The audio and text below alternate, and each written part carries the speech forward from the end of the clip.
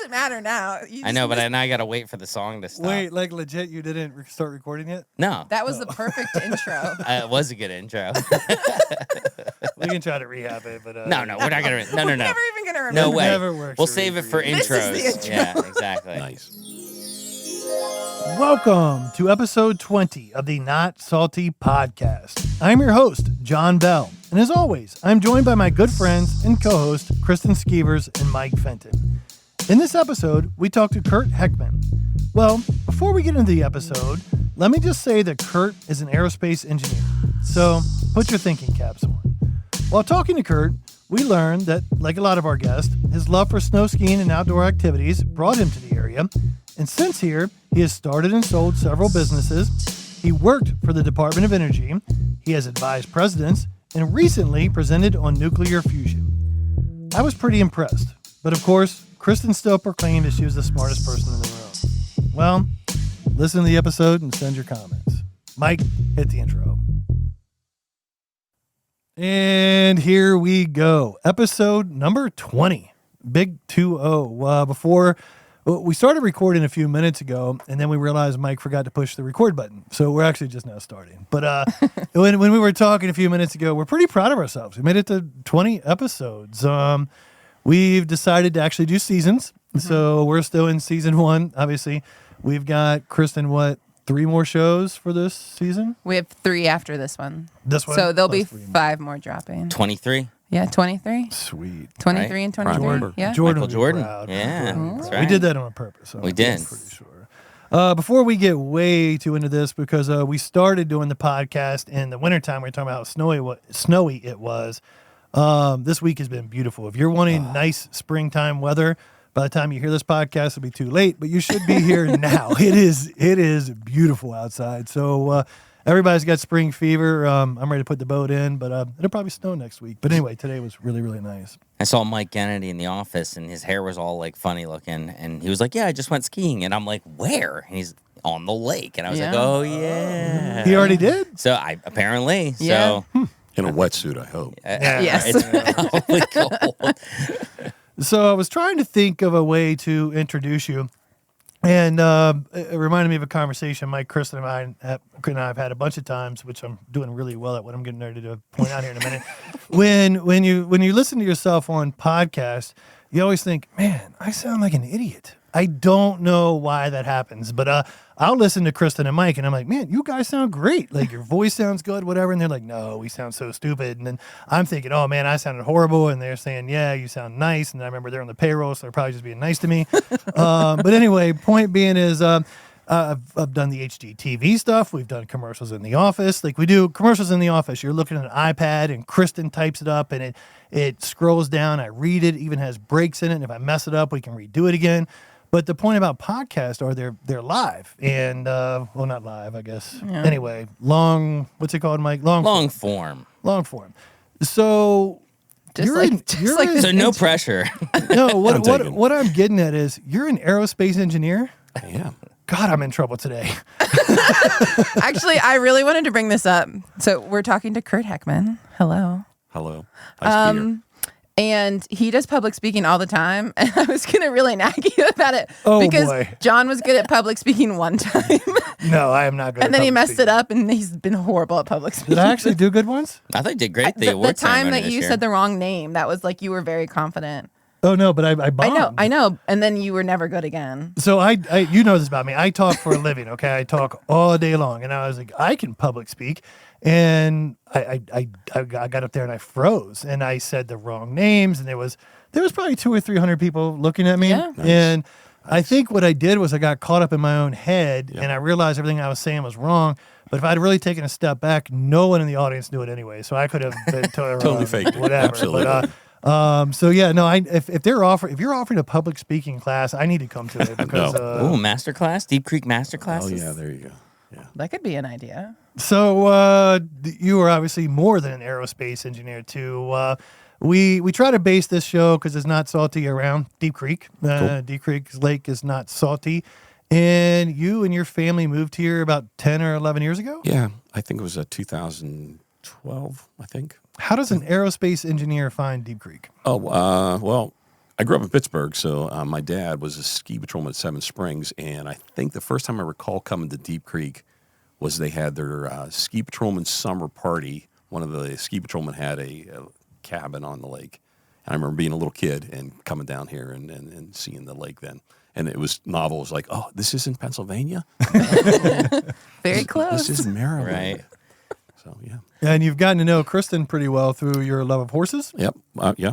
His adjacent love of horses. Love and hate of horses, but yeah. Okay. yeah. And No, I we love just the horses. became friends over our fear of clowns. There you go. Yes, exactly. Clouds or clowns? Oh, both. No. Okay.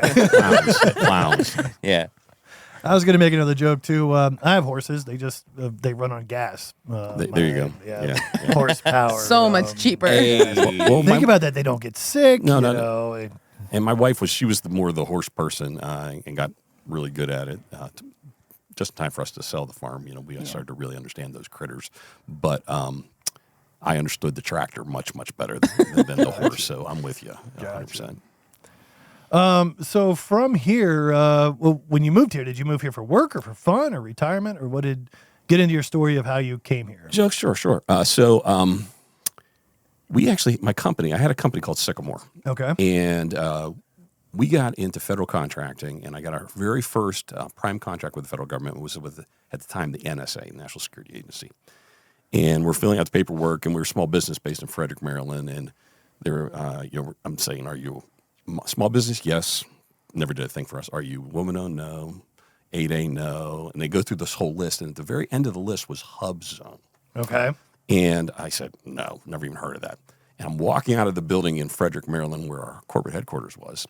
And one of the other business owners says, hey, Kurt, you do work with the Fed? And I said, yeah. And they said, do you realize that this building is in a hub zone? And What's I'm like, that? Where did I hear that before? So we looked into the program and realized that we were close to qualifying. But one of the issues was you needed to hire, your headquarters certainly needed to be in a hub zone, but you also needed to have 35% of your employees needed to reside in a hub zone. Okay.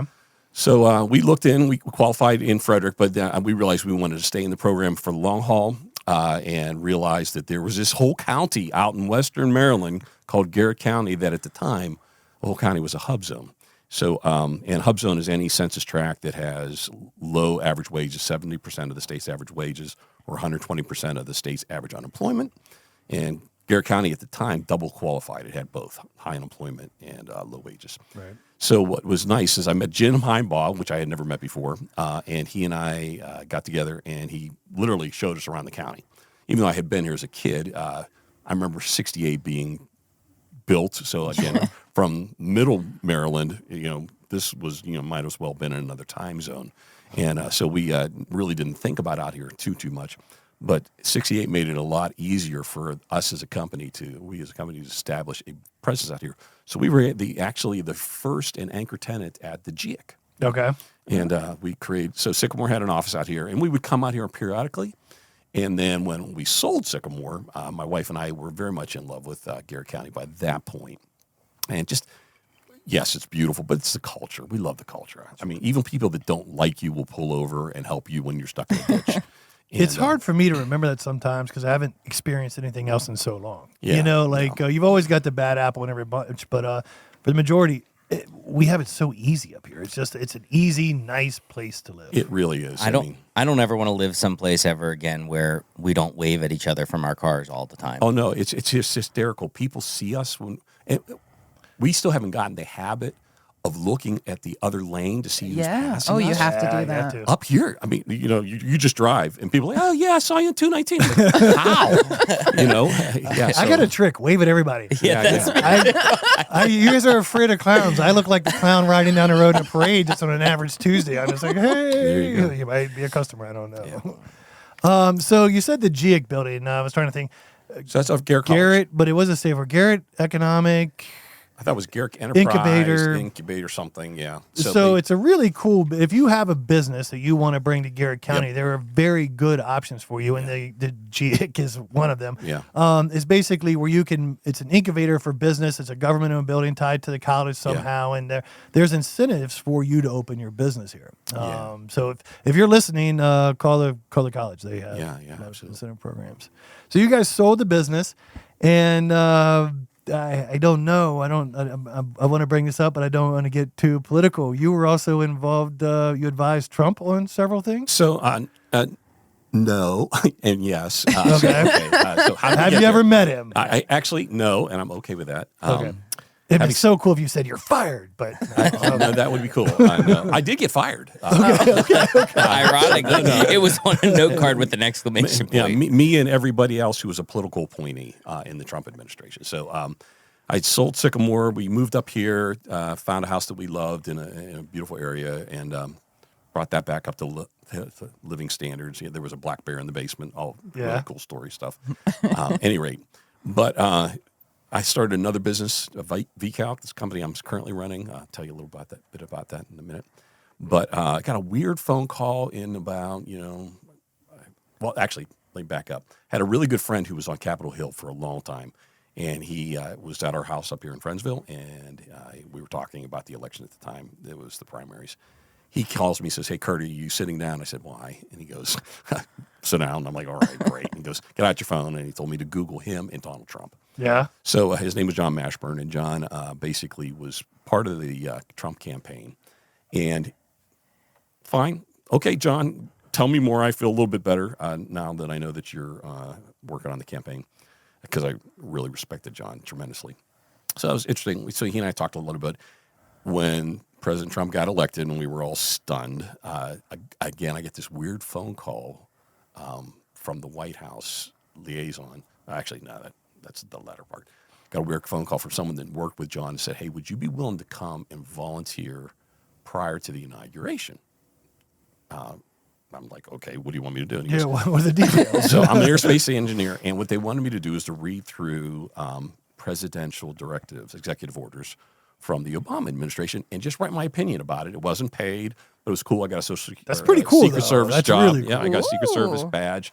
They set me up in an office space right next to the White Did you House. get to carry a gun? No. Oh, no, you kidding? And they did Yeah, not. you probably don't want to carry one in the White House. No, Yeah, no, good point. Yeah, no. Yeah, But take the badge though. That's pretty they sweet. did not want a paper clip on you. That's a different license. Yeah, really it is.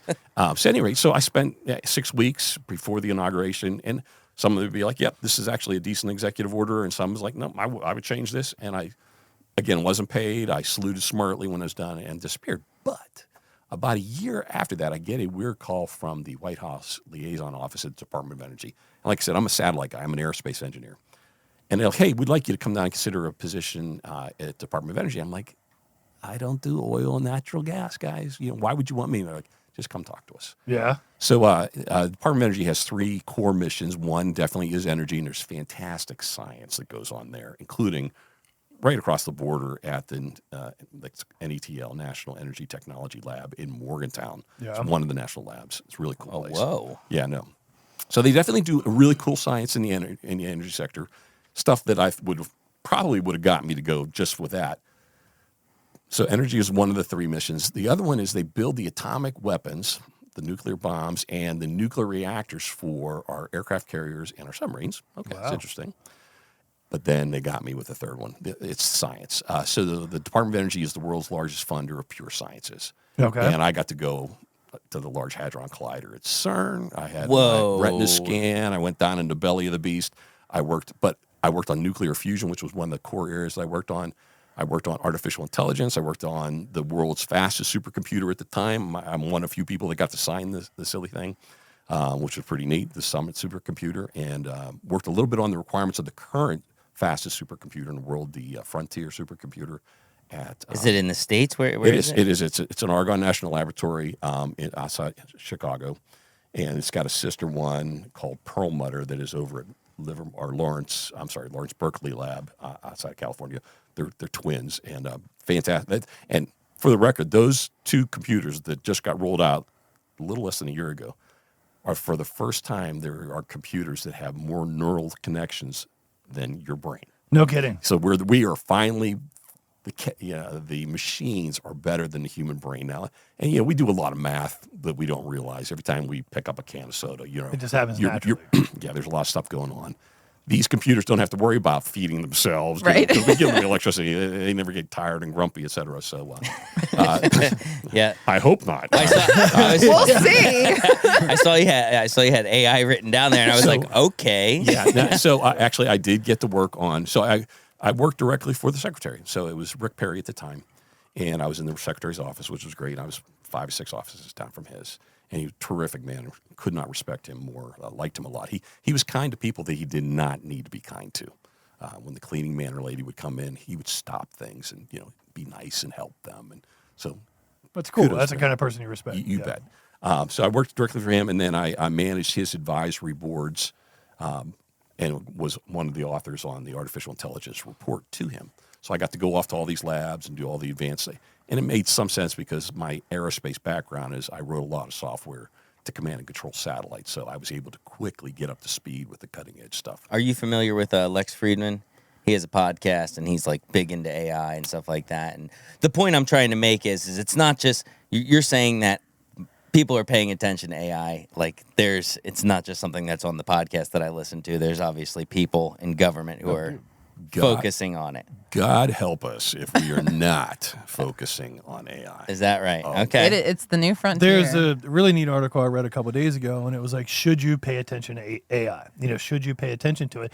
Is it going to last? And the point of this article was like, it's been here for about 80 years already. Yeah. Is that right? AI's been around. The point of this article, and Sure. rebuttal your comments, but ever since the first computer was invented, like AI's been around. It's just becoming more and more powerful. It's becoming better. So I mean, it's not new. It's been here for a long time. So it is definitely the next big jump in computer science. AI specifically is different because it's really data driven. If you had all the best programmers on planet Earth together, and you try to write a computer program by if then else's and do loops, etc. To write a computer program to recognize human speech or to recognize human handwriting, forget it. Yeah. I mean, we tried. We did. I mean, for years and years, people not tried to gonna do happen. it. Not going to happen. Someone came up with a pretty clever, and it's called neural networks. Basically, it's a bunch of randomly connected decision points and that have mathematical weights in it. And what they were able to do is they were able to pass a bunch of data through these random decisions. And the first time that comes up with an answer, like, did I just write down a 7? And then the model will come back saying, no, it's a 9. Okay, how'd you get that wrong? And it slowly tweaks the data back. And after they repeat that process a few thousand times with data that we know the answer, all of a sudden, and by tweaking those little numbers at all the decision points, it's now as good as you are. Oh, now it's better than you are at deciphering handwriting and human speech. It just needed that seed planted. So it needs all Okay. this data that it feeds through Yeah. and tweaks the system, and then, again, it learns. So the real point is artificial intelligence is better than humans at a lot of things already. As far as cognition, as far as IQ, or how do you quantify I that? mean, So, no. speed for sure. I mean, Well, speed as far as like calculations. yeah. So, Okay. but even errors in like translating languages, errors in, so for example, they're taking a lot of medical imagery. So things like X-rays and CAT scans and things like that. The AI algorithms are now better than the best doctors at spotting tumors. Oh, wow. The AI algorithms are getting better at flying planes. The best pilots. Well, you might have hit on another thing too. Well, computers don't have good days and bad days. Your Right. your best doctor in the Good world still point. has bad days. I mean, he catches a cold. I guess computers can get viruses too. Well, and the other thing too is as we get more and more data, it's always uphill. It gets better and better and better and better and better. So a good doctor, we get old, just like this chubby old bald guy. For the record, I am chubby, old, and bald. But someday I'm gone. Yeah. The AI knowledge that maybe I have passed on won't. It'll be there forever. So things that we're learning right now that's getting into the data models, environmental sciences that we're getting. I mean, the reason why we're getting so much better at weather predictions, it's artificial intelligence, 100%. And again, those supercomputers are crunching. One of the big jobs that those big supercomputers do is take massive amounts of data and just crunch and do that randomness stuff and then Gotcha. back learn And lo and behold, out comes a model that helps us predict. One of the cool things we worked on was flows of sea currents and underwater aquifers. We worked, again, at the Department of Energy, we were doing a lot of work related to cleaning up the mess that our parents and grandparents made during the Manhattan Project. I mean, they used the best science they had at the time, but the reality was, they did not know to do with the plutonium in that can. It was a pencil and a piece of paper. It really was. So, quite frankly, one of the biggest expenditures on a regular basis is using the latest, greatest, best science that we have and clean up a lot of those sites. And quite frankly, they're doing a fantastic job. I mean, there's sites right now where they're able to, okay, we're actually able to use this for something else now. And they never forget it. I mean, if it's been gone through a cleanup process, it's going to be monitored until, forever. So again, they're doing it. That's part of their mission. But again, it's artificial intelligence and a lot of other technologies going through. It's a shame that people are so polarized on stuff like that because it's like, there's a mess. Let's clean it up. Yeah, it should be that simple, right? My follow-up question to you was going to be is these supercomputers, what the heck do they actually do? So you've kind of got into it. They're designed for special projects and they just run data and then... Or like the fastest computer, like you were just saying. What's that for? Yeah. Well, okay. So again, these are the supercomputers. And by the way, we have our you kids, you millennial and Gen Zs who went out and spent all your money buying video games. It's video processing units that we were able to use that, or vector processing units that we were able to use that as the basic architecture for these massive computers. And the new ones, they're working at the exascale. Exa is 10 to the 18. So they literally will do 200 plus 18 zeros after it, that many floating point math operations per second. Good Lord. Per second. So it's massively parallel processing. Numbers no one can comprehend. Yeah, and these computers will take up like 2 basketball courts in size. They cost $20 million a year in electricity. Let me ask you a theory. Hopefully one of the problems are solved. Do you think within our lifetime, based on the scale, the how fast technology is changing, do you think that those basketball-sized computers will be in our pockets in the next 100 years? I'm not a good speculator on that. Okay. I will tell you that, but by the way, those computers I just mentioned, Frontier and Perlmutter, they're the first supercomputers. I'm still going to say they're the last generation of supercomputers that will not also be tied into quantum computers. There are problems that a quantum computer can do in minutes that those monsters would take maybe centuries. So again, we're at some so science really gives me encourages me, but also will keep me up at night. There's one of those areas where you definitely can know too much. And we need to make sure that you have a hey, we shouldn't or should talk about it if we start going down. Kristen needs a card. The better the science gets, the better the science gets. Like I think where Mike was heading with this, wasn't it true that your average iPhone now has more computer power than the first space shuttle that went to the moon? By far. So we are carrying around in our pocket, every American, every body, more computer. In that 30-year, 40-year time span, what's it going to be 40 years from now? Oh, absolutely. But you can't predict. Well, you think about it. 150 years ago, we were riding around on horses, not like Kristen does with fun. Yeah. But I mean, that was our commuter car. Yeah. And 90% of people lived on $1 a day or yeah, something. no. Right? But think where we've come in that money. amount of time. There were people alive that The invention from the Model T to these supercomputers you just talked about in Crazy. 150 years. Yeah, exactly. Less than that. Yeah. It's 100 years. Well, I've been telling everybody I'm going to live to 150 for like the last 10 years. Your AI will, but your I was body going to won't. say, I'm pretty sure with the problems that computers are able to solve, it seems like, I don't But think know. about this in our world. Mike, Kristen, and I went to a training thing the other day, and part of the thing they were showing us was AI to write our real estate ads. So I'm going to write a real estate ad that says, oh, this beautiful house, 5 bedrooms, whatever, right? This AI somehow or another gets to know the buyer's personality. There were 4 different Target types market. of personalities and There figure you out go. what you are. And then it will specifically write that we plug in 5 bedrooms, mountains. We plug in 2 bathrooms, whatever. Then the AI gets to know that person's personality and writes the remarks so There they you can go. see it.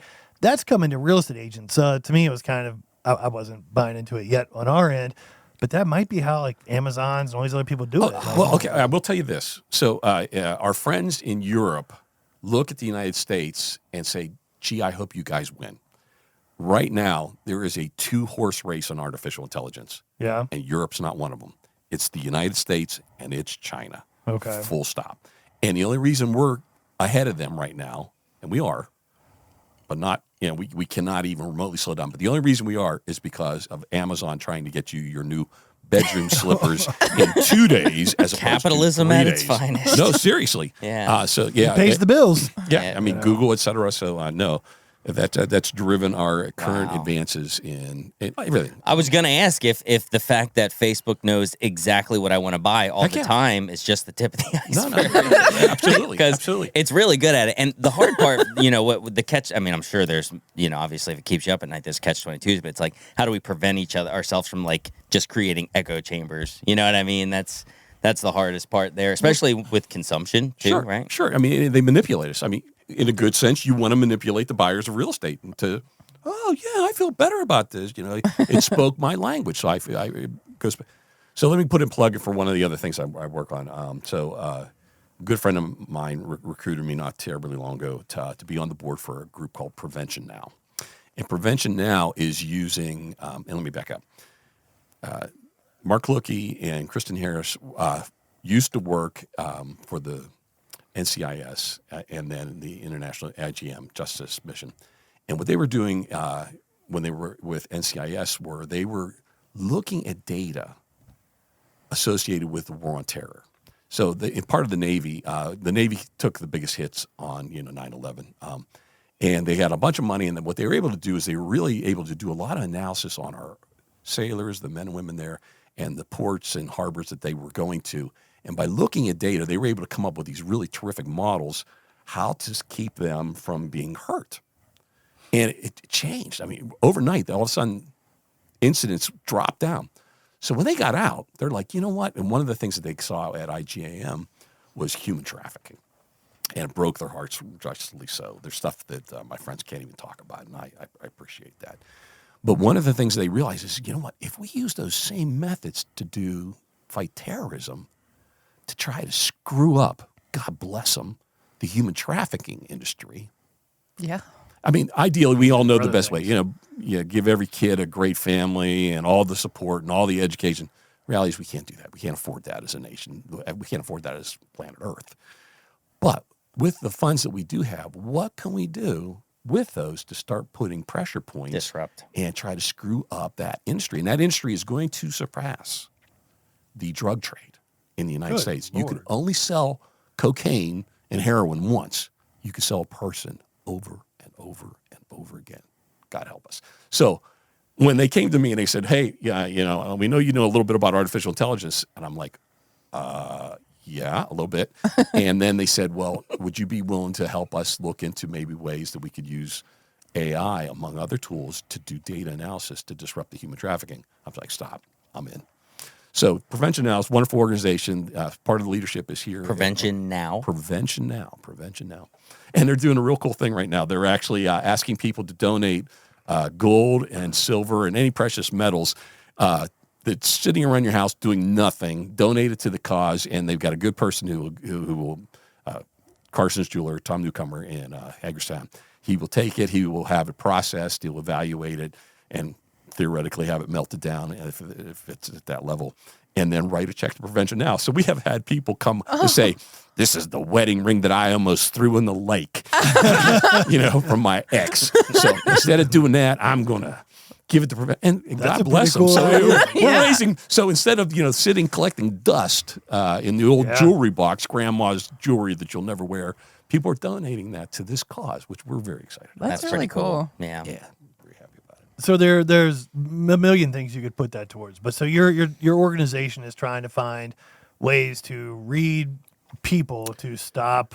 So even more than reading people, it's to look at community. So it's a very community-based model. We're actually doing our first big pilot program up in Alaska. Okay. Native Alaskan women, but also boys and girls, are highly sought out via the human traffickers. That's insane. I didn't realize that was a business. Because they're... I was going to ask why. I mean, I think there's an appeal to a bunch of different demographics.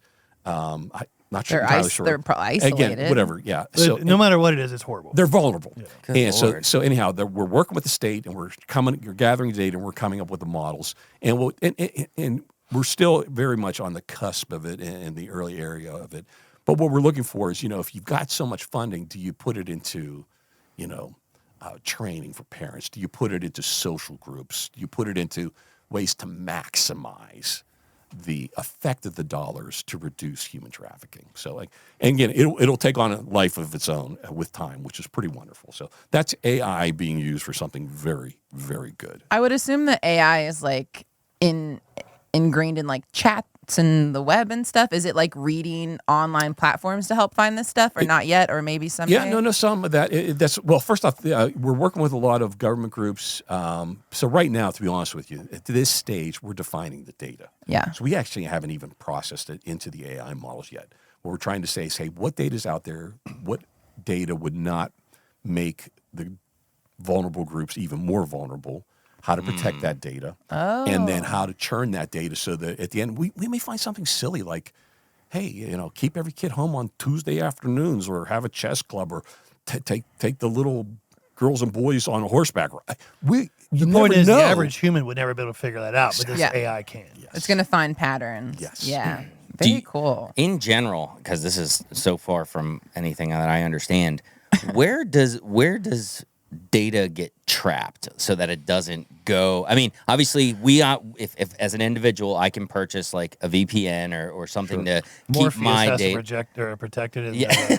Well, I'm just thinking, does it just kind of go out into space? No. So actually, that was one of the things. So where we were doing some of the most cutting edge work in AI at the Department of Energy was on. So again, going back to the Large Hadron Collider in CERN. So it's this great big, a couple 100 feet underneath the ground, big ring that goes into France and back into Switzerland. And you've been there. I've been there. Yeah, I had to have a retina scan to get down the belly of the beast. It was really cool. So, at any rate, and that's a topic for another time. Dark matter, dark energy. But at any rate, we were getting so much data on these big sensors that there was not enough storage to transmit it back to these supercomputers I talked to you about for processing. So we actually had to use artificial intelligence there to cull the data down to not miss nuggets. So again, there's this crazy stuff like that. So that's really where we are right now.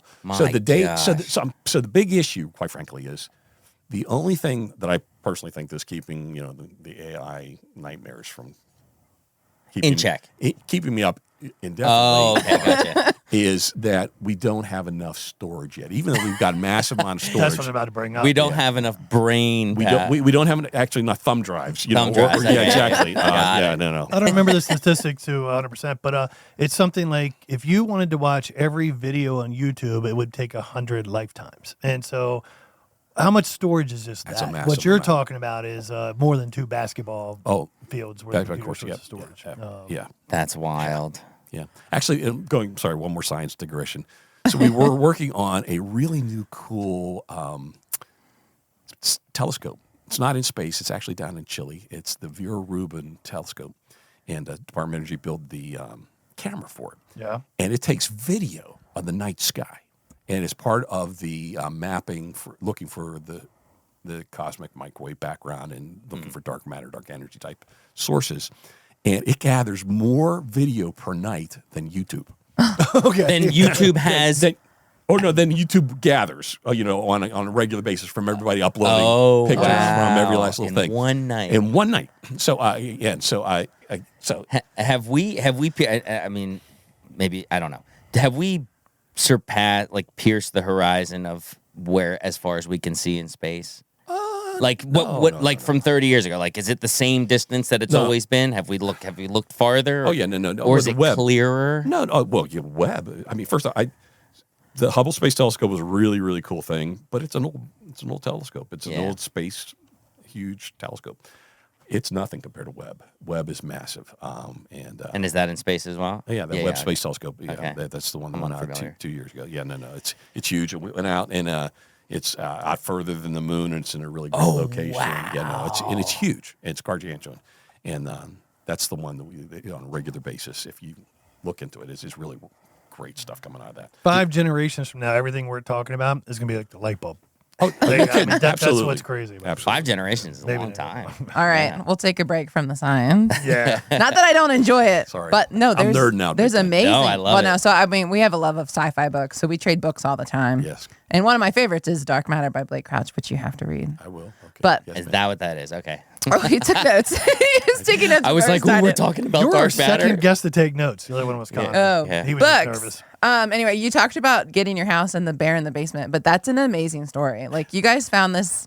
It was foreclosed on, or it was dilapidated, and there's literally a black bear living in the basement. Well, he was gone by the time we got there, but But his den was- Yeah. No. So the house that we bought in Friendsville, lovely house.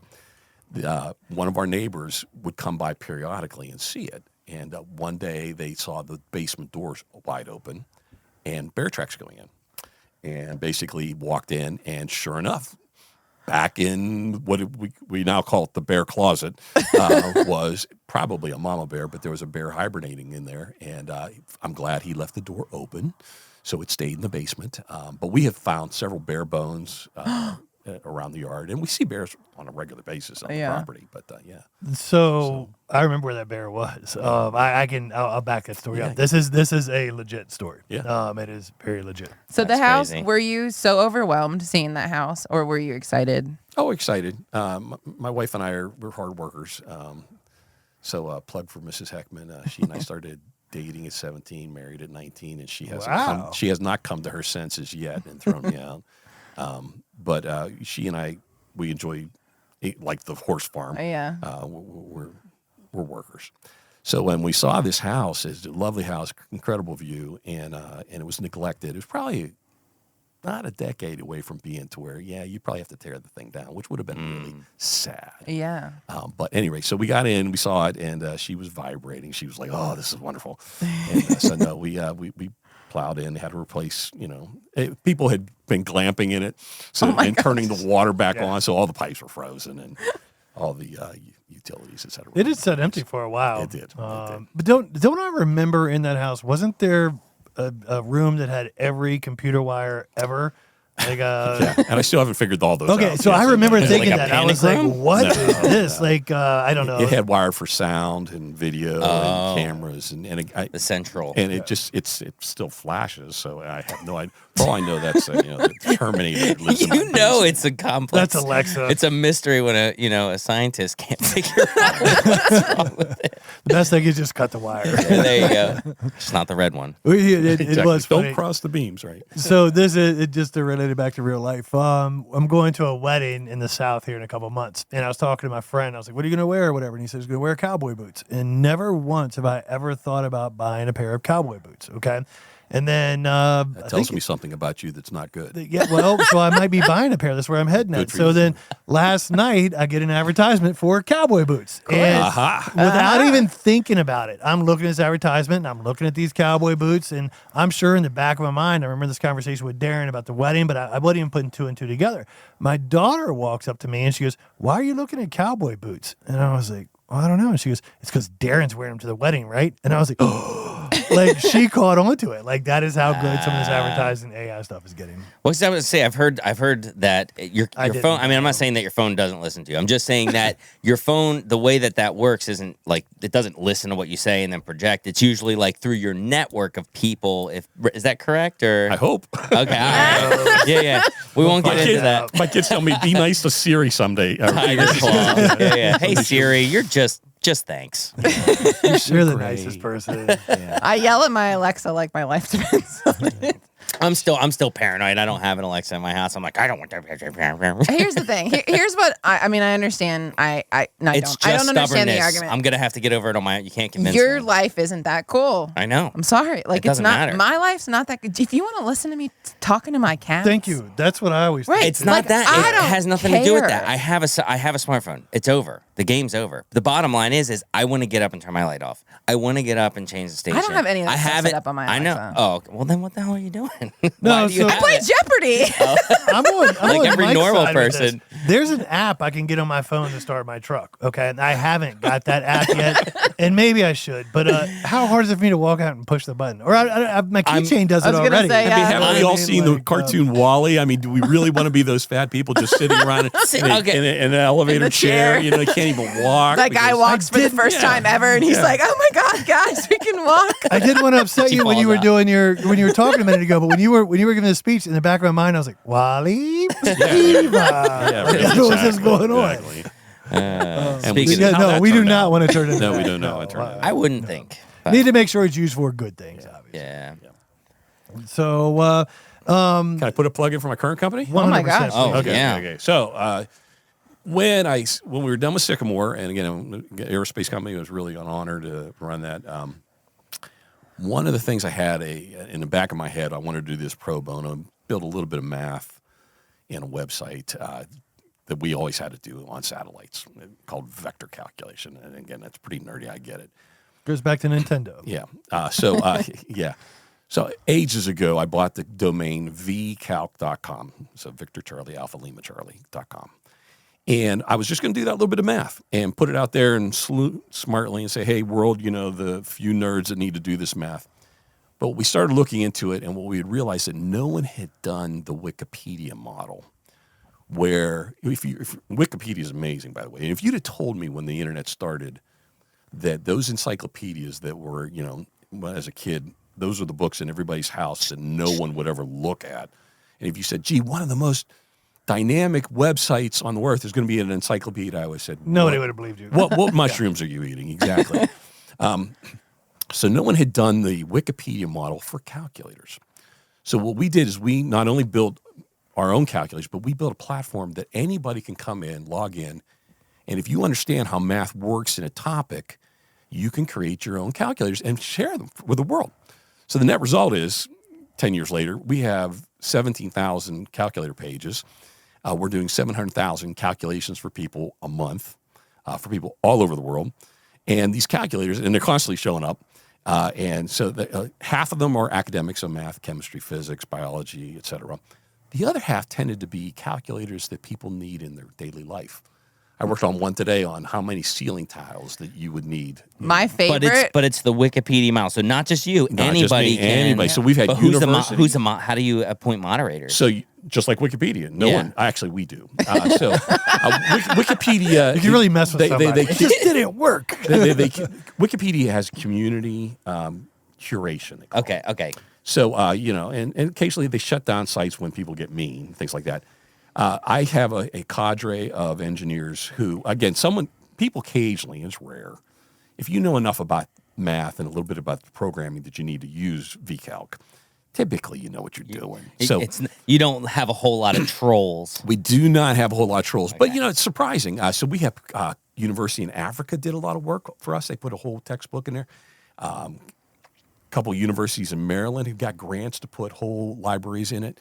But occasionally, we do occasionally have people that put stuff in it that we're like, we cannot endorse this particular calculator, and that's okay. It happens. And the community's pretty good about that, but it really low single digits, if 1% at all. I bet you it's less than 1%. One of Okay. my favorite ones you did during COVID was like during the toilet paper shortage. Yes. You did a calculator that was like, how much toilet paper do you actually need? And you did like your family, the size of your house, I guess. Yes. And then it calculated how much toilet paper you actually needed to buy. Yes.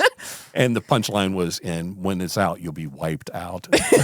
Hey. Can you create a calculator to figure out why you actually need toilet paper when the world's ending? Like that is way far Yeah, down my really. bucket list. There's some other. So stuff I think I've already told this story on the podcast, so I'm sorry if I told it again, but I'll tell you that the reason why people went, because if you take a can of soup down, there's so many cans of soup, right? So if everybody goes and buys a can of soup, it still looks like there's soup. Whereas if 10 people buy toilet paper at the same time, it looks like the shelf is empty. Yeah. You know what I mean? Space Because they're on the big shelf. and bulky. So it just caused a panic because, you know. and- Perception. Yeah. It is. And to me, I like to have faith in humanity, even if it's undeserved. And to me, I was like, okay, that gives us a little credit back as human beings, where it was just perception was off. But So if I could take my push on VCalc one step further, where Sure. you're actually doing me a favor. So again, over half of our calculators are construction related. So in the last several years, we've been doing like 20 and 30 billion with a B dollars worth of materials being calculated, whether it's concrete or 2x4s or drywall, et cetera. We went back and said, okay, how many 2x4s and how many cubic yards of concrete? And we went back and looked at the market value, and it's in the billions. So we realized a couple years back, right prior to the pandemic, that our biggest customer needs to be, and I hope you're listening, Home Depot, Lowe's, and Menards. Absolutely. Okay, and we then had the eureka moment that said, oh, QR codes on every product label when you're standing in front of the bag of kids' play sand for Johnny's, new sandbox, how many of these do I need? So right there, we want to have a QR code on the label that you scan it, and it'll take you to a calculator that'll tell you how much playground sand you You put the dimensions of the sandbox. So in there. yes, so we actually filed a patent for that process, QR codes to product-specific calculators. Oh, it's coming up on 3 years ago now. So, and What house do you want to buy next? This is Yeah. Let me know. So we've been banging on the doors of Home Depot, Lowe's, and Menards. I hope you're listening. And basically, actually, a couple of them have let us come and talk to them. And we want to build a calculator for every last product that requires a little bit of math. And our analysis says that's about 34% of all the revenue that goes through Home Depot is on products that require math. So we've got a lot of them already. So we probably need to build several thousand specifically for them, but we probably already have 10% of what they need on the site already. That's We're brilliant. pretty good at estimating when it comes to stuff like that, right? But we're never 100% right. Like it takes a calculator like that to It really figure does. out. And a lot of it's pretty basic. Again, it's funny. The one person that we did talk to, they started challenging it. I'm like, okay, but I am a rocket scientist. Okay. I do own a farm. I have built my own house. I think I can calculate how many shingles you need on your roof. I didn't say that. Right. I thought that. Well, you can build a program to do it. I mean, it's not if you know how to build the program. I'm a it's not rocket that hard. scientist, and let's face it, this isn't rocket science. I try to be polite, but I just didn't go there. So apples No, to that's, oranges. that's so cool. I'm actually doing my basement right now, and I love science myself. I love you. technology, love it all, and to me, I'm just like, that just makes sense. You probably already know this, but you're a rocket scientist. But your pitch to Home Depot and those guys would be probably on returns. So here's why I have to be an okay estimator. Like I'm good at it, right? But what I do is I estimate and then I add a couple to it. And the reason why is I can return it. The stores allow me to return everything except for rock. I can't return rock for some reason. So I have to be better at that. But if you're listening, that's a crappy program. Please accept me to return rock. But It doesn't go bad or anything. how much money would that save the store? So think about this. When I'm returning stuff, it takes extra man hours. It would be so much better for me. Oh, no, that's on our pitch. everybody. Absolutely. We say we're going to save you labor. We're going to help you do upsell marketing. When you're sitting in there buying, one of our calculators tell you how much paint you need. Oh, by the way, you need paint brushes on aisle 2. Yeah. And we said also, we want them to stay in their branded space. Because people are on their phones right now in stores, and they're Googling, gee, I don't know how much, how many sheets of drywall, Literally or whatever. doing that right now. Yeah. So, do you want them to maybe find a good answer, or do you want to direct them to your correct answer? Yeah. And that's what we're talking Value add. Yeah. And it makes me as a customer, I want to come to you because it makes my job so much easier. Yeah. Like where I'm saying we're good at estimating is because it's very hard. I mean, it takes a lot of time. Yeah, and we will reduce, even sales associates. 2 of my kids have worked at Lowe's, and they've both said, yeah, Dad, there's times where someone comes and says, gee, I don't know how much of this do I need. And, the 7 bags. so they sit there and they'll read the label and they'll try to help them figure it out.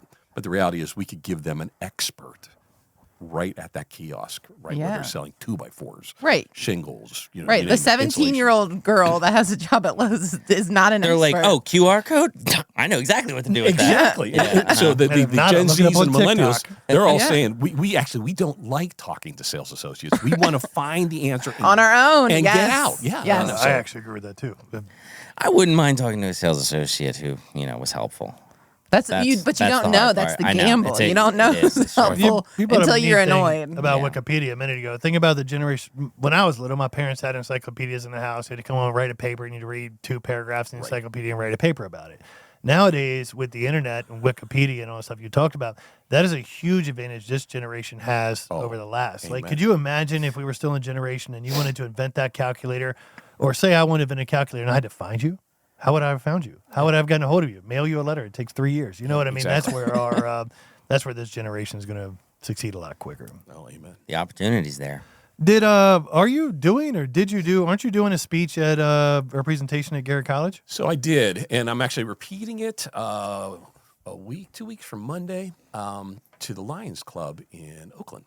And yes, so one of the things that I worked on, and I have it written down here, was nuclear fusion. Okay. So can I spend a minute on that? Oh, please. Please Okay. do, and if I zone out, just smack the table or something. No. Don't smack the table. So, Just wave. so we all know about nuclear reactors, from, we see them around. Elementary level, yes. And the United States actually still has more nuclear reactors than anybody else, generates a substantial amount.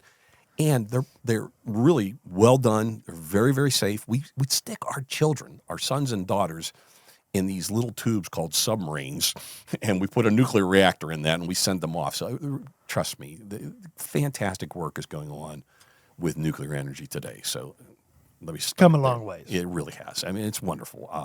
And it creates no greenhouse gases. I worry that someday, when the world has melted, people say, you guys knew the solution, you just didn't use it. And it's nuclear energy. I really do believe it.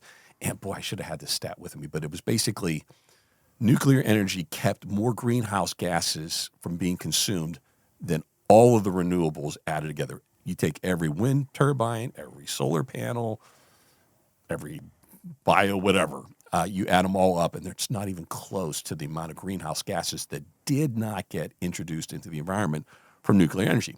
But as we all know, nuclear energy has issues. Sure. So we're using very rare elements, uranium, et cetera. That's not very common. It has to be mined. And it does have long-term storage issues. And the process that is called nuclear fission. We're taking very, very heavy elements like uranium, and we bombard it with neutrons, and we break it apart in Einstein's E = mc squared. The component parts that we break into has actually less mass. Well, where did that mass? It got turned into a massive amount of energy, pun intended. But there's another kind of nuclear energy that happens every day, that we see every day, and it happens on the sun. And it's nuclear fusion. It's instead of taking very heavy elements and tearing it apart, it's taking the lightest of elements, hydrogen in this case, Okay. and with massive temperatures, massive pressure in a star like our sun, it actually overcomes this magnetic push at the atomic level to keep it apart. It overcomes that and crashes it together and slowly builds heavier and heavier elements. Hydrogen turns into helium, and it goes all the way up to iron. Inside stars, these things slowly but surely get crushed together. So anything heavier than iron, like the gold on my wedding ring, actually happened on something extraordinary like a supernova or two neutron I stars. was literally colliding. just going to ask you. I've heard that gold originates from stars. Yes. And not just any star. Not just a star explosion. So all the gold on this earth Yes. got here. No. Yep. For real? I've never Yeah. heard that. Yep, 100% true. 100% true. So if Amazing. you get your AI computer on it and you figure out where all the stars have landed on Earth over years and crashed, they haven't you can landed. figure out where to you can figure out where to mine. So these stars explode. you can figure out where and they're it- gonna land and and it go ahead has- and buy that real estate. And then mine Yeah. it Oh my once God, it- that's right. We're selling future real estate that All doesn't right, even all right. exist yet. I like. Wow, we just all got right. off track. Okay. No. So That's where my head goes. So- I was trying to pay attention. dragging you back to the science. The trick is we can't recreate the conditions at the center of the sun in a machine, but we actually have been doing it for decades. But we can't so we create these conditions. We actually have machines. Inside the machine gets over 10 times the temperature of the sun. So if you took something like that and sat it on this table, trust me, this table ignites into fire very fast. Sure. And how do you not break that machine? Well, we're actually there now. We're actually getting to the point where we have devices that use vacuums and magnets and things like that, where we're able to not only create nuclear fusion reactions, actually take hydrogen and create helium, releasing massive amounts of energy, but we're doing it for longer and longer periods of times. So we are right there at the cusp where, with nuclear fusion, because of engineering and high temperature superconductors and things like that, and better magnets and better lasers, blah, blah, blah. I could go on for an hour on this alone. We basically are at the point where we are going to be able to take fusion reactions. And the beautiful thing about it is it does not create long-term radiation. It does create radiation, but it's short-lived. Instead of having hundreds of thousands of years of half-life, it has 11-year half-life. So we're creating Wow. so it's wildly different. And if the machine breaks, it just stops. So there's no meltdown. And by the way, the byproduct isn't something you can turn into an atomic bomb. And literally, so I foresee, maybe even in my lifetime, we will have fusion reactors, one in Garrett County, one in, Friendsville, where I live. I wouldn't be surprised. We could actually have this to where the whole world has an absolute abundance. And just to tell you how powerful it is, if you take the hydrogen that we could get out of a bathtub full of seawater and the lithium from your laptop computer, that will create more energy than 1,000 tons of coal. That alone would. That alone. Well, I mean, And we're not going to run out of seawater anytime soon. And lithium's abundant. So the reality is, it is really the crown jewel of energy. So yeah, this is widely known. Like the world knows about this. Yeah, no, yeah. Actually, one of the things I got to do at the Department of Energy again is I got to go to ITER, ITER, which is the International Thermonuclear Energy Reactor. And it is where the United States, Russia, China, India, Japan, South Korea, who am I forgetting? Europe, I'm probably forgetting another one, all are working together on one of these reactors, and they're sharing their research. So this is one of those where we want the whole world to know how to do this, which is really, really, really cool. Yeah, that is cool. So, yeah, I think that day's coming. So we will have abundant energy. Wouldn't it be nice to not have to worry about, oil futures and natural gas and harnessing, really harnessing the energy of the sun. And no greenhouse gases. Zip. The greenhouse, somebody will turn out to monetize that, but the greenhouse gases is the good thing. Or less greenhouse gases. I've thought about that with electric cars. I get it. I understand why we're moving to electric cars, but I don't think that's the final answer. And I also think the problem with electric cars is we're Americans. Like I had a client come into town last week, and he had just enough charge to get here, and he had to stop. There's a charger next to our office. He stopped in there, charged there, and showed him houses. And when we got back, he was like 73% charged. Yeah. And we were gone for an hour or two.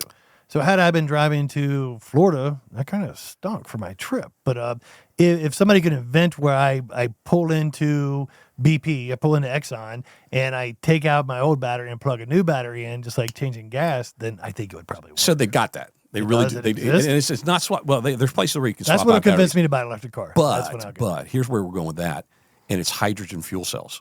So we're able to take hydrogen and basically, So it's still an electric car, but instead of relying entirely on the batteries, basically you could stop at a place, fuel up on hydrogen. And again, I'm so tired of hearing about the Hindenburg. Trust me, if the Hindenburg was filled with gasoline, it would have blown up too. So we put gasoline in our cars. That's a great point. So, and it rallies, hydrogen is very safe. On the Hindenburg, I just watched that movie like not that long ago. Did you? It's really traumatizing. Oh, no, sure.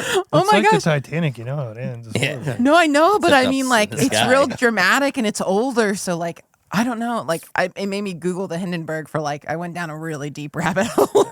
But hydrogen, I mean, it's the most abundant element in the universe. And hydrogen fuel cells, they emit water and electricity. Again, zero. So your greenhouse byproduct's gases. not bad. No. No, I think that's where the world's going. And I mean, I don't know.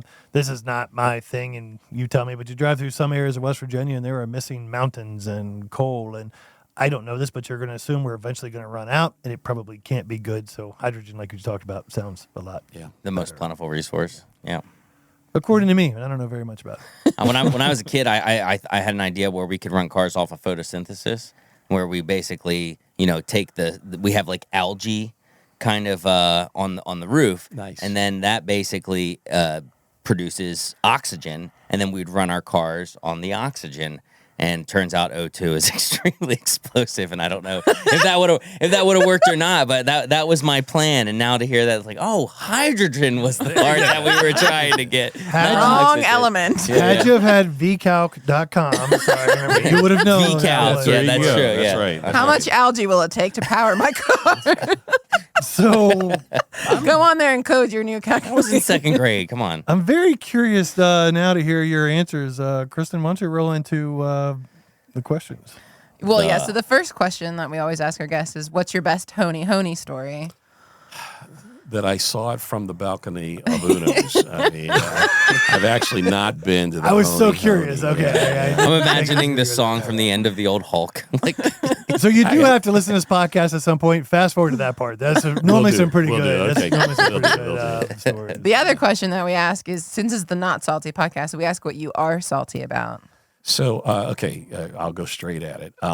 So hopefully I've convinced you that I'm not dumb. Right. That I try real hard You're to really truly, nailing down that we are. So it's the exact no. Speak for yourself. hey, I almost had an algae car. There Okay. you go. There you go. I was always a B student, and so trust me, I'm always, when I get around all the great scientists, I always say you want to hire B students. I say that every day. I am the dumbest. I was always You the need a dumbest job? guy in the room, but I think I've learned a lot, and I continue to learn a lot. So I think I have a pretty decent grasp on science. And one of the things that gets me salty is this whole idea, and I'll be straight up, I am a born-again Christian. I believe the Bible, and I read it probably more than once a year. And with all the science I've learned, I never, ever, ever have to check my brain at the door to believe in God. As a matter of fact, I think Pretty powerful statement. yeah, it's ridiculous to exclude the possibility of some intelligence building things. We're sitting in a high-tech room. There you go. And Yeah. the reality is, intelligent women and men made everything that we're working with. Who's to say that there's not some intelligence out there that, actually, there could be intelligence that's only like 800 years ahead of us that we would think is like a god. So again, the fact that there could be something ageless out there that has created all this, if you were Mr. Spock, you would say this is illogical to not at least consider it. Yeah. So I am salty about the almost militant, godless argument that acts like you're ignorant if you even entertain it, and that'll get me salty. Yeah. So it's funny. I'll go to colleges and I talk about fusion and artificial intelligence and supercomputers. And at the end, I always try to end with that statement because I try to challenge them. Because in academia, there's some hostility to having any faith whatsoever. And I'm not trying to twist anybody's arm. I'm just saying, keep an open mind. If you didn't have an open mind about intelligent design, people would be looking at the Great Pyramids wondering how that accidentally happened. They didn't have We still do. Well, again, or think that it was a natural phenomenon. Oh, We're right, like, right, yeah. I think people might have had something to do with this. Any rate, I thought Albert Einstein had a really good quote about, I can't remember what it is right now. Belief like that is associated with fear. Like it's scary to believe or not believe, whichever thing you're in. Right. And that's where you are. But hey, while you're doing your AI and your supercomputers and your calculator, can you figure out a calculation to tell us if the chicken or the egg came first? it's definitely That the would egg, be cool. 100%. You've already It has figured to it be out. the egg. No, It has no. to be Whatever the egg. gave birth to the Definitely first chicken egg. wasn't a chicken. It was right, yeah. Yeah. All right, well, I'm Googling that when I get home. We're gonna put it in VCAP. Another story. So you're from Pittsburgh and you grew up Yeah. skiing at Seven Springs. So we've skied together a couple Yes, times. Yes. And actually, I was in meetings all day with this guy the one day that you invited me to go skiing this year. My bad. And we had a horrible winter, and I missed my one chance to ski with Kurt. Okay, Kristen. Anyway, but you have the best story about skiing in Seven Springs. Yeah. So my daddy fixed cars in a back alley in Pittsburgh. So we were probably the lowest income people that were regularly skied at Seven Springs. And again, my dad, wonderful, wonderful guy I miss. But anyhow, I would ski by myself a lot because I was the youngest kid. And I was at Wagner, which was one of their slopes, and I'm by myself, and I'm probably about 10 years old. And an adult skis up beside me and says, "Can I ride the chairlift with you?" And I said, "Sure." And we got on, sat down. I look over, and it's Fred Rogers, Mr. Rogers. No way. Yeah. Well, he's from Pittsburgh. He's right? from Pittsburgh, and he would go there occasionally. And he talked to me like he normally talks to every kid. Now, the problem was, you think, "Oh, 10, you must have loved that." No. Was it creepy? No. Actually, first off, he was very kind, and he was exactly the person I saw on TV all those times. But at 10 years old, Mr. Rogers was no longer cool. That was for kindergarten kids, So guess who I told about it? Nobody. Thank God Instagram didn't exist. Nobody. They would have been all over Instagram. So again, years later, I'm in college, and Pittsburgh, I thought that he was just a local guy. But now I'm starting to hear about Mr. Rogers, and someone starts talking about it. I'm like, I actually met him. Like, what? So, yeah, I rode the chairlift with Mr. Rogers. I don't know how to work this in, so if it doesn't go through right, just edit it. But I wanted to work this story into it. There is a story in Garrett County about how I found a dead person in a barn. Yeah, that story has been going around for years and years and years. And somehow or another, you eventually ended up owning the barn. You did not. And I threw the dead person away. So this story gets weirder, so people are going to listen. So yes, this is the truth. Let's tell the story. So years and years ago, 5 or 10 years ago, I was out showing houses, and we had shown the house. And with the house came a couple of barns. And this one particular barn we couldn't get into, and we really wanted to see the inside of it. So it was fairly early in the morning, I don't know, 8 or 9 o'clock in the morning. The agent that had it listed for sale swung by and dropped off the key, handed me the key out the window of her car. And I think she was substitute teaching also. So she went to work real quick, and I went into the barn. And we go into the barn. And it was dark in the barn, so I'm starting to look around and look for light switches to turn them on or whatever. Well, when I did that, the family I was with was a mom and dad, 2 kids. They were walking around looking for light switches also, and then everybody started screaming. Okay, and my first thought was, oh my God, somebody fell through the floor. I've got a million things going through my head. It's the first time, it's early in the morning, first time we've been in a barn, and come around the corner and see what they were doing, and there was actually a person hanging on a noose, okay? And I'm going to make the story a little bit faster than the whole thing drawn out. So my first thing to do, if you get to know me, is my first gut reaction was I wanted to leave. I was like, we're out of here. And I don't worry about this one. I don't mean leave, not saying I would never do anything. I wanted to get out of there. My natural instinct is, hey, there's a dead dude, I'm gone, right? Let's get out of here, and then we'll figure out what to do. I think that's fair. And the people I were with, they were rightfully upset. They were like, I remember for a fact that they wanted me to call 911. And I was like, this dude's dead. Nothing we can do for him now. Garrett County's first responders are amazing, but they ain't bringing this guy back. He's been gone for a while. So finally I decided People are like, they're laughing about a dead guy. if you're listening to the story, it has a happy ending. So he got better. No, I'm sorry. No, he did not come back. So like any good real estate agent, the first thing I do is I call my broker. I was like, okay, I'll skip 911. I'm going to call my broker.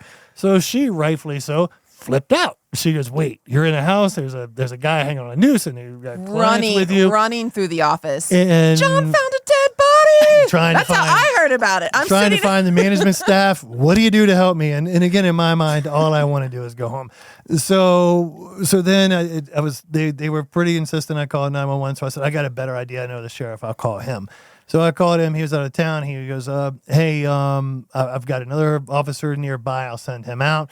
So the officers get there, and by this time we're just sitting outside waiting in the barn, waiting for the officers to get there. And I knew the one, I didn't know the other guy. The other guy was like plain dressed like in a suit, probably a detective or something. I don't know. I knew the other guy.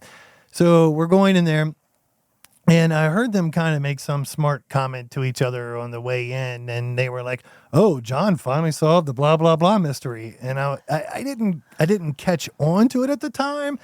And it was a million things going on. So we finally get in there, and they're doing their thing, and they're looking at this person hanging from a noose inside this barn. And the officer that I knew, he looks at me and he goes, touch it. And I was like, no, dude, I'm not. What? he goes, Here, you want a stick? Yeah. He goes, no, touch it. And I was like, dude, I'm not touching it. And I remember at one point too, and he was doing it on purpose. It's an everyday thing for him. It was a very bad day for me. I remember looking at him. I was like, dude, I've had a really, really hard day today. I was like, please don't be a jerk to me right now. I was like, I'm having a really rough day. And he looks at me and he goes, you see those hands on it? And I was like, well, yeah, there it is. He goes, those are bear claws or something else. Long story short, it was fake. It was fake. It was a plastic skeleton. So that pretty whole realistic. thing goes down. And this is where I need you to fill in some holes of the story. The people who had owned that barn previous then lived there. They owned the barn, and they did a Halloween haunted house in the barn. Some charity. Yeah, okay. something. Then they move. Okay. Then they don't take down the haunted house for the charity, and then their real estate agent puts it up for sale. The real estate agent never went into the barn, right? Never anything. And to put you back in my shoes, it was dark. Yeah, I didn't really look around creepy. very much. It sure enough looked like a dead person. Now here's the worst part: when the lights finally come on, Oh man, it's a haunted house. Like there was like a meat cleaver with like an elbow sticking out of it. It was so obvious when the lights finally came on. I just imagine you sitting outside. It's just like, okay, so if you like the house, we'll totally get a home inspection. So Mike, I'm pretty good at sales. You know this, right? I literally look at them and said, "You're not buying this." This ain't the one. I was like, "There's pretty much nothing I can say to make this sale go through." And so fast forward a couple years later, you ended up buying the barn. We bought the barn. The skeleton was was still all there. there. No, it was Wow. still there. Yeah, and I remember the skeleton by that point was on the floor, and I just threw it away. Oh. I'll tell you, far We more. might have taken it down. I far feel like we more- cut it down or something so nobody else would be tricked Sure. or whatever. I don't remember. But it was still laying there. You guys should have threw it away. No, dude. My natural instinct is I'm out of there. far creepier was the old couch that was up in the hayloft. I didn't even go there. I'm like, I had to throw that thing out. I'm like, oh, I do not want to know the stories this could tell. Old couch. Yeah. In a hayloft. It's not a good. It's not a good look. So we found a bear in your house and a dead guy in the In a fake barn, dead guy in a yeah, barn. yeah, And yeah. what's next, man? and you solved the world's energy problem. Oh, no. Dude, this is pretty good. It has been pretty I good. wish. No. Hey, you told us why you moved here. I'm very glad you did. It's been Honored great to be here. it's been great to get to know you. Kristen's a huge fan of yours, a good friend of yours. I can confidently say the area is a better place with you being here. Thank you. You're very, very. It's a huge honor to live here. I tell people I intend to be buried here. So yeah, no, Garrett County is absolutely home, and we love it. And you did hell to drag us out kicking and screaming. Well, we hope that day's a long time away. Absolutely. Thanks for coming on. Mike, hit the outro.